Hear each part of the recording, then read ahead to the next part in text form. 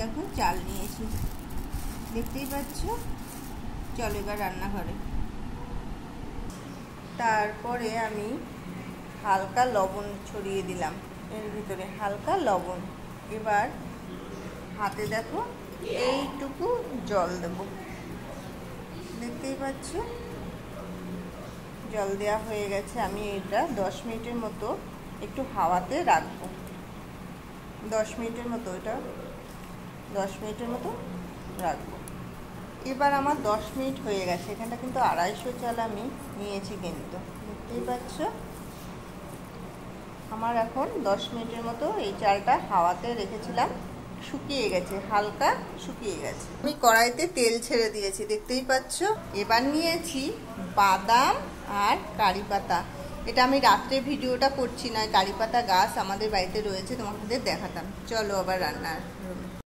আমি প্রথমে একটু লবণ দিয়ে বাদামগুলো একটু ভেজে নেব। বাদামগুলো আমি একটু লবণ দিয়ে হালকা দেখো ভেজে নিচ্ছি। কিন্তু বাদাম কিন্তু আমার হালকা ভাজা হয়ে গেছে। একটা আমি শুকনো লঙ্কাও ছেড়ে দিয়েছি এর ভেতরে, এর মধ্যেই ভাজা হয়ে যাবে। এই বাদামের মধ্যেই আমি হালকা করে দেখো ধনের গুঁড়ো ছড়িয়ে দিয়েছি। তারপরে দিয়েছি লঙ্কার গুঁড়ো, সামান্য একটু লঙ্কার গুঁড়ো। এবার আমি নামাবো। এখন সেই কারি পাতাগুলো আমি ছিঁড়ে দিয়ে দেব।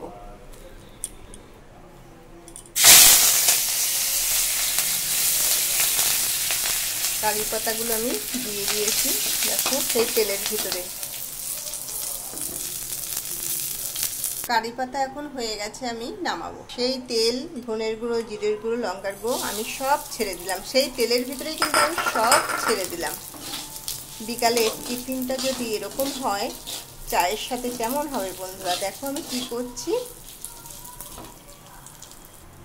বা দেখো একটা সেন্ট বেরোচ্ছে, খুব সুন্দর একটা সেন্ট বেরোচ্ছে। কিন্তু চালটা তেল দিয়ে ভাজলে একটা খুব সুন্দর একটা সেন্ট বেরোচ্ছে। এটা হালকা মিডিলে তোমার ভাজতে হবে, আস্তে আস্তে নাড়াতে হবে।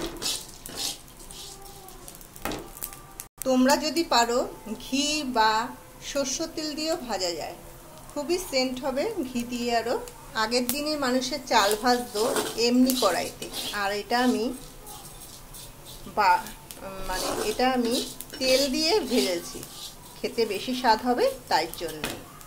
আস্তে আস্তে দেখো জিনিসটা সাদা হয়ে যাচ্ছে।